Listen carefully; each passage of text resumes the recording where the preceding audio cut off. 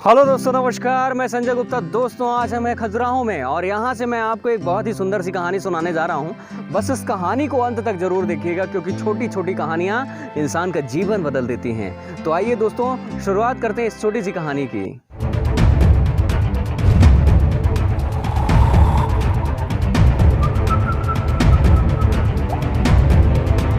तो दोस्तों, एक बार की बात है, एक चिड़िया जो कि खेत में रहती थी और वहाँ उसका घोंसला बना हुआ था जहाँ उसने अंडे दिए और अंडे से उनमें से बच्चे निकले।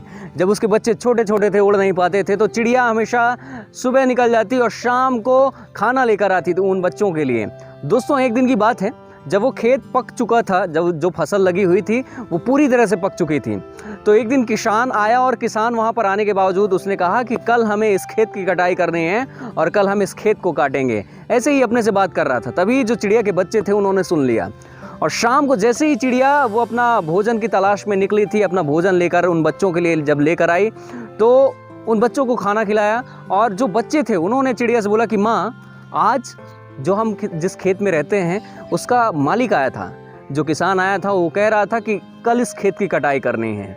तो माँ, अब हम क्या करेंगे, कहाँ जाएंगे, हम बहुत परेशान हैं, क्या होगा हमारे साथ। तब चिड़िया बोली कि परेशान नहीं हो बेटो, आप अच्छे से रहो, अच्छे से खाओ पियो, कल किसान नहीं आएगा। और जैसे ही अगला दिन हुआ, अगला दिन जब सुबह सुबह चिड़िया वापस चली गई और अपने भोजन की तलाश में, और जो बच्चे थे वो घोंसले में रह गए। और जैसे ही घोंसले में रह गए वो पूरा दिन व्यतीत हुआ और जब शाम को चिड़िया वापस आई खाना लेकर उन बच्चों के लिए, तो उन्होंने उस खाने को खाया और माँ से बोला कि माँ, तुमने सच बोला था कि आज वो किसान नहीं आएगा खेत काटने, और वो किसान नहीं आया। कुछ समय के बाद किसान दूसरे बार फिर से आता है उस खेत के पास और बोलता है कि कल हमें इस खेत को कटवाना है, कल मैं पक्का ज़रूर मज़दूर को भेजूंगा और इस खेत को कटवाऊंगा क्योंकि फसल हमारी पक चुकी है।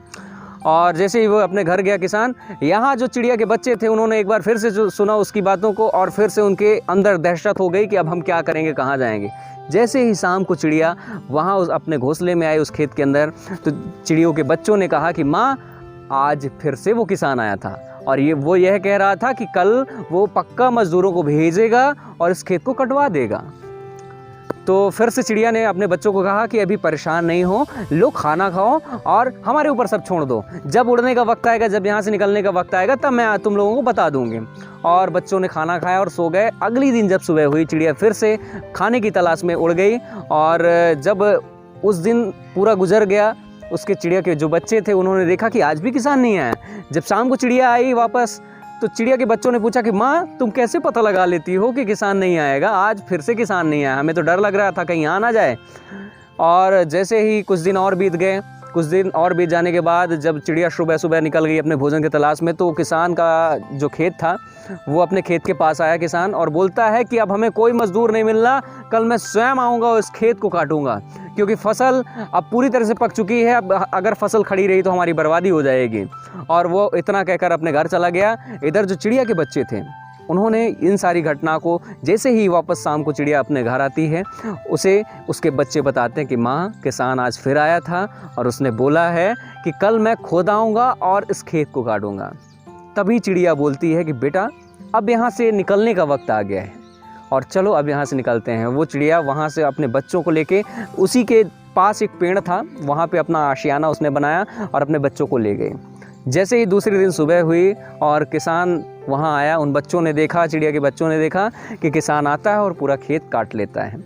जब शाम को चिड़िया भोजन की तलाश में निकली होती है, वह अपने घोंसले में आती है और बच्चों को खाना खिलाती है, तब बच्चे उससे सवाल पूछते हैं कि माँ, तुम्हें कैसे पता था कि वो किसान आज आएगा और खेत काटेगा? माँ, अगर आज हम उस खेत में होते तो समस्या में फंस जाते हैं।